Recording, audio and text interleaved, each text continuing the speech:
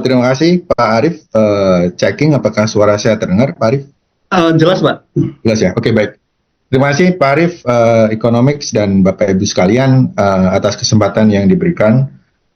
Saya ingat 35 tahun yang lalu waktu saya, 30 tahun yang lalu waktu saya masih SMA, saya pernah beruntung jadi juara Olimpiade Biologi gitu dan pengen banget jadi dokter, tapi nggak kesampaian. Waktu itu tingkat Jawa Timur, jadi ya lumayan membanggakan, tapi gagal jadi dokter. Jadi senang banget pagi hari ini dapat kesempatan dengan para dokter yang pasti akan sangat luar biasa memberikan sharing terkait dengan topik kita pagi hari ini. Nuansa yang kita coba bahas pagi hari ini purely dari riset perspektif, dari data-data yang kita peroleh dan kita analisa untuk menjelaskan rethinking health insurance in Indonesia. Dan sebagai caveat tentu ini adalah opinion dari personal opinion dan tidak merefleksikan opini dari Indonesia Financial Group. Baik, Bapak Ibu sekalian, mungkin kemarin ada press release dari BPS yang mengatakan bahwa ada sedikit dispute antara BPS dan World Bank terkait dengan jumlah orang miskin di Indonesia. Jadi World Bank itu keluar dengan report as of today 65 juta orang di Indonesia falling under poverty line. Sementara kalau menurut World Bank hanya sekitar, dalam tanda petik, hanya sekitar 9%. Ya, regardless, satu kajian dari World Bank dan WHO menyatakan bahwa lebih dari 500 juta orang di dunia itu akan falling under poverty line yang ditekan karena health expenditure atau health spending. Jadi mau kita pakai 5,7% atau kita pakai 60,3%, faktanya adalah globally dari risetnya WHO dan World Bank, biaya kesehatan itu sangat krusial untuk mendorong masyarakat kalau mereka tidak mampu dan harus mengeluarkan out of pocket money masuk ke dalam jurang kemiskinan. Nah, itu sebagai pengantar. Nah, kemudian beberapa literatur ya dari medical cost trend di PricewaterhouseCoopers, kemudian OECD, kemudian report-report yang lain jelas menjelaskan bahwa healthcare industri itu mengalami kenaikan biaya karena inflasi, karena kenaikan gaji dari pegawai, karena supply chain obat dan sebagainya, sehingga tidak hanya Indonesia saja yang mengalami kenaikan inflasi kesehatan. Jadi kalau kita melakukan klasifikasi kuadran, ya, kuadran 1 ini adalah negara-negara yang health inflation-nya tinggi dan pada saat yang sama memiliki out of pocket money yang tinggi. Ini adalah kuadran yang rentan. Ya, kenapa? Karena inflasi kesehatannya tinggi, tapi out of pocket money-nya juga tinggi. Artinya apa? Artinya sistem jaminan kesehatannya mungkin masih belum cukup untuk secara coverage atau secara kepesertaan bisa memberikan atau menjadi alternatif pembiayaan untuk biaya berobat. Jadi kalau kita lihat di sini, Indonesia, Meksiko, Bulgaria, ya Pakistan, Guatemala, India itu termasuk negara-negara di kuadran 1, di mana health inflation-nya tinggi dan out of pocket money-nya tinggi juga. Nah, negara-negara seperti Thailand misalnya di ASEAN itu health of pocket money-nya tinggi, tapi health of inflation-nya tinggi, tapi out of pocket money itu rendah. Artinya mungkin ya purchasing power-nya tinggi masyarakatnya, atau memang jaminan kesehatannya mengcover pretty much all of health spending. Jadi ini PR pertama kita, ya, across country in the world kita berada pada kuadran 1 ditandai dengan inflasi kesehatan yang tinggi dan out of pocket money yang tinggi. Jadi kalau balik lagi ke slide pertama, ini menjadi salah satu sumber yang nantinya bisa mendorong masyarakat falling under poverty line gitu, karena spendingnya juga tinggi. Nah, ini data dari Susenas yang kami coba olah untuk menjelaskan persebaran biaya kesehatan ini terhadap pendapatan. Jadi kalau misalnya health spending-nya tinggi tapi dibarengi dengan purchasing power, mestinya tidak apa-apa. Tapi daerah-daerah seperti Kalimantan Selatan, Lampung, ya, Bengkulu, Papua itu daerah-daerah above average dari rata-rata nasional. Jadi di provinsi seperti DKI Jakarta dia bisa 9,2% dari pendapatan tahunan rumah tangga. sementara Kalimantan Selatan 19,12. Jadi tinggi banget gitu ya. Kalau by region disparitasnya juga tidak merata.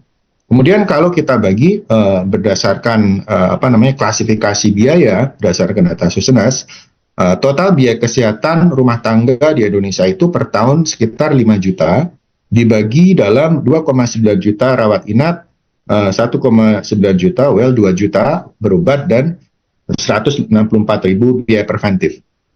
Jadi dari sini aja kelihatan bahwa porsi dari biaya preventifnya rendah banget gitu. Dan itu yang menyebabkan prevalensi dari dari penyakit dan kemudian menyebabkan health spending yang meningkat menjadi besar karena tidak dikelola pada prevention stage gitu ya. Nah, kemudian next slide-nya. Seperti tadi saya sampaikan, kecenderungan inflasi kesehatan ini sebenarnya bukan problem di Indonesia saja. Waktu kita melakukan komparasi antar negara ya seperti Indonesia, Cina, Singapura, beberapa negara berkembang, kita bisa melihat bahwa pertumbuhan inflasi dan pertumbuhan ekonomi ya, kalau kita lihat ya, pertumbuhan per kapita dan health expenditure per kapita itu nggak match up gitu. Jadi misalnya di Indonesia pertumbuhan pendapatan 2%, pertumbuhan health expenditure per kapita 5%. Ya, jadi ini yang sekali lagi menjadi salah satu sumber dari sekian sumber yang mungkin menyebabkan kenapa menurut World Bank Indonesia sekarang mengalami atau memiliki almost 60 million population under poverty line, ya, karena spending kesehatannya sangat besar. Nah, kemudian kalau kita lihat perubahan over the years ya, di antara biaya-biaya kesehatan yang ada, ternyata yang year on year growth-nya paling tinggi ini adalah obat dan produk kesehatan. Nah, ini menarik nih karena nantinya tentu kebijakan kesehatan ini harus memilah value creation dari health sector. Jadi sumber inflasinya di mana? Apakah karena obat, apakah karena alat kesehatan, apakah karena biaya dokter, apakah karena biaya rumah sakit? Kalau dari data yang ada, ternyata yang paling tinggi year on year growth-nya itu adalah obat dan produk kesehatan. Artinya tingginya biaya inflasi kesehatan itu mainly driven dari medication. Nah, medication ini jadi memang chicken and egg problem ya, karena semakin melek masyarakat, mohon koreksi Bapak Ibu dokter karena saya bukan dokter, ini dari hasil kajian saja, semakin melek kesehatan masyarakat, maka semakin precaution masyarakat juga. Jadi frekuensi kedatangan ke rumah sakit meningkat ya. Kemudian pengobatan meningkat gitu. Jadi in a way sebenarnya ini good indication karena masyarakat menjadi sadar stage of health dari masing-masing individu gitu ya. Karena itu ditandai dengan pressure yang tinggi dari tingginya biaya berobat ya, terutama untuk obat dan produk kesehatan. Walhasil, kalau kita lihat over the years dalam 5 tahun terakhir, gap antara inflasi umum atau core inflation dan inflasi medis itu makin menganga. Jadi gapnya bisa sekitar 10% gitu antara inflasi kesehatan dan inflasi umum. Nah, ini mungkin yang juga harus diantisipasi karena kalau buat kita mungkin sebagian besar dari Bapak Ibu sekalian di sini yang tercover insurance, mungkin tekanan ini tidak begitu terasa gitu karena semuanya tercover. Tapi for majority of people ya itu akan ada foregone earning karena BPJS Kesehatan mungkin antrinya lama atau mungkin purely menambah pocket spending karena tidak tercover misalnya. Jadi tingginya biaya inflasi kesehatan berbarengan dengan gaya hidup yang tidak sehat, tingkat stres, tidak tersedianya clinical pathway ya sebagai standar, ini secara bersama-sama membuat consumer price index untuk biaya kesehatan jadi meningkat. Nah, dampaknya tentu adalah di asuransi kesehatan. Ya. Kalau kita melihat dari data AAJ, AAUI, terlihat di sini bahwa klaim asuransi kesehatan itu yang warna coklat muda ya atau pink itu terus meningkat ya dengan pertumbuhan yang sangat besar gitu. Jadi kalau kita lihat yang blok warna abu-abu itu relatif meningkat tapi agak flattening.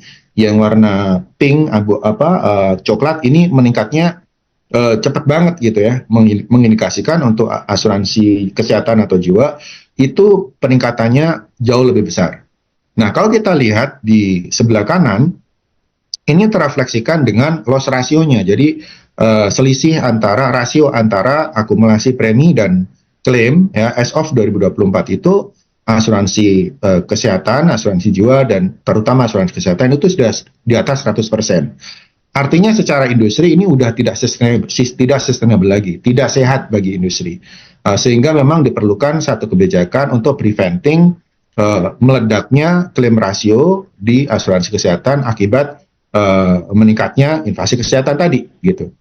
Nah, konsekuensi dari tren meningkatnya inflasi kesehatan adalah satu, mungkin akan ada repricing premi kesehatan sehingga udahlah terutama private insurance itu adopternya masih sedikit, mungkin akan ada pressure akan makin sedikit daya tawar atau daya beli masyarakat untuk bisa melakukan pembelian asuransi kesehatan terutama yang private.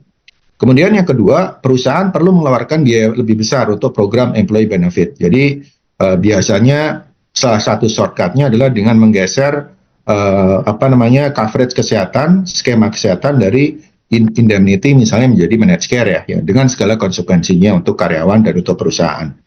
Kemudian asuransi kesehatan komersial menjadi less atraktif, sementara beban BPJS membesar. Jadi nggak ada win-win solution, BPJS-nya juga akan tertekan karena inflasinya makin tinggi dan asuransi kesehatan karena mereka harus repricing premi menjadi kurang atraktif untuk masyarakat secara umum.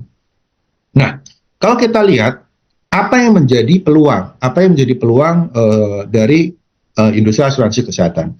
Dari data Dewan Jaminan Sosial Nasional terlihat bahwa Indonesia mengalami peningkatan jumlah kasus penyakit katastrofik yang sangat besar ya, baik jantung, kanker, stroke, gagal ginjal, hemofilia, thalassemia, leukemia dan sirosis hati. Ini beberapa beberapa klasifikasi yang disebut penyakit katastrofik menurut Dewan Jaminan Sosial Nasional. Dan ini nampaknya trennya semakin meningkat gitu ya. Dan kalau di sebelah kanan put aside COVID, mungkin karena COVID itu akumulasi dari sebelumnya, jumlah atau sumber penyakit yang kemudian menyebabkan fatalitas itu ya umumnya stroke, jantung, ya tuberkulosis dan liver dan sebagainya. Jadi ini fakta di atas kertas yang kita harus segera cermati. Nah, kami di FG Progress melakukan semacam eksperimen analisis bagaimana karakteristik masyarakat yang memiliki penyakit katastrofik ini kemudian berkontribusi kepada peningkatan spending kesehatan. Nah, di sini kelihatan misalnya untuk penyakit kanker ya 1% prevalensi misalnya akan meningkatkan 0,47% spending kesehatan. Atau untuk penyakit jantung ya 1% meningkatkan 1% spending. Jadi akan sangat besar tambahan biaya kesehatan whenever masyarakat memiliki penyakit katastrofik, dan ini mungkin akan menjadi pintu masuk adjustment yang bisa dilakukan oleh perusahaan asuransi untuk mengcapture critical illness yang saat ini mungkin semuanya dibebankan tanpa adanya adjustment pada pricing premi yang lebih menangkap tingginya potensial klaim ke depan. Jadi itu. Kemudian kalau berdasarkan wilayah penyakit katastrofik ini kita bisa bagi menjadi urban rural, ya kelihatan di sini perkotaan itu lebih prone terhadap catastrophic illness karena gaya hidup, karena polusi, karena tekanan pekerjaan gitu ya. Kemudian kalau dari status ekonomi ya ternyata cukup merata ya, stroke itu melanda di semua lapisan masyarakat, walaupun masyarakat dalam status ekonomi atas itu lebih prone ya mungkin dengan tekanan pekerjaan dan sebagainya.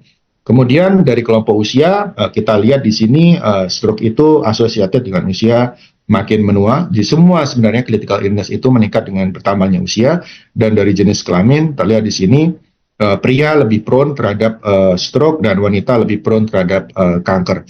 Nah, ini mungkin yang menjadi bisa dijadikan referensi untuk repricing premi kesehatan ke depan.